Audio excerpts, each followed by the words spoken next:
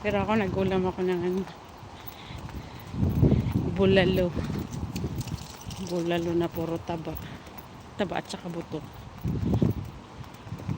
Hindi na ako nagkape, nagsabaw lang ako kanina.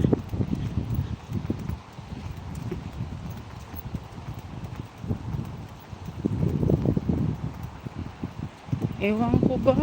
Kasi mas kokonti naman yung naka-silent ako. Pero nung chinek ko kanina, 10 lang. Okay na.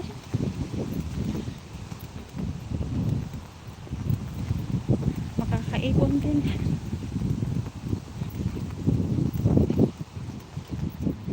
Nag-voice over pa naman ako. Nagyaw-yaw pa ako. At least ngayon nakakayaw-yaw na ako, Sir Danny. Dati hindi ako nagsasalita talaga, as in wala. As in walang yaw-yaw.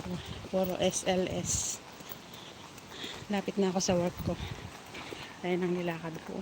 Mag-iisang oras na tong LS ko, kaya isang oras na rin ako naglalakad.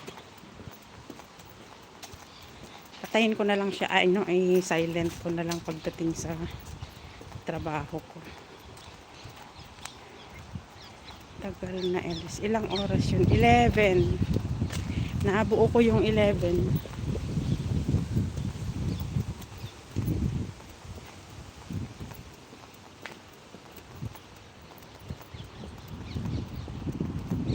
Kaya ito pwede ko rin patagalin to mamaya, i-silent ko na lang. Kasi 12 o'clock mag-start ako ng work mamaya. Ano pa lang ngayon? Oras na ba? It's 10. 10 o'clock.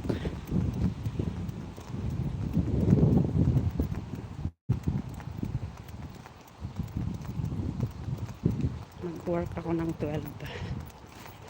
Pang ano lang, pang 3 oras yung trabaho ko mamaya.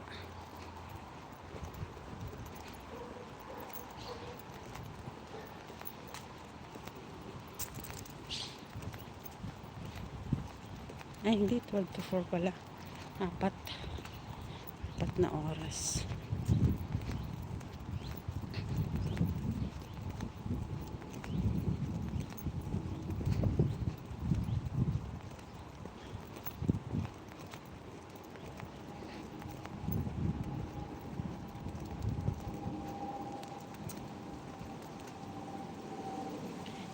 Supposed to be, pag si 10 oras yung supposed to be, ba yung nakukuha nyo? Kasi ako ganun lang talaga.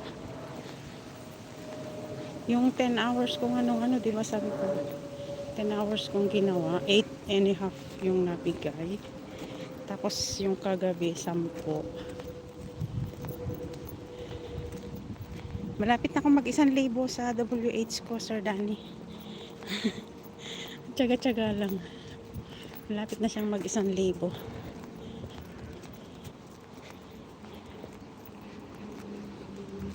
Tulog ka pa, Sir Danny. Maaga pa dyan.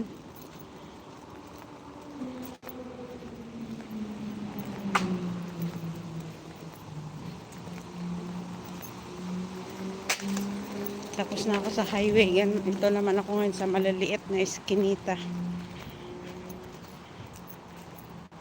Mga crossroad to. Lapit na ako sa aking work. Pahinga ako ng 1.5 oras. Tapos start na sa work again.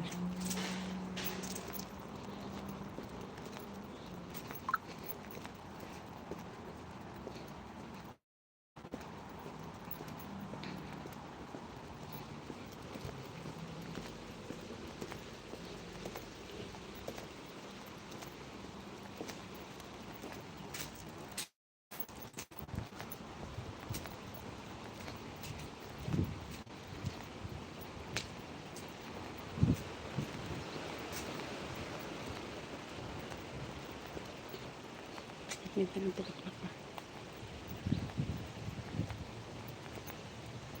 Anong puno na to? Yan.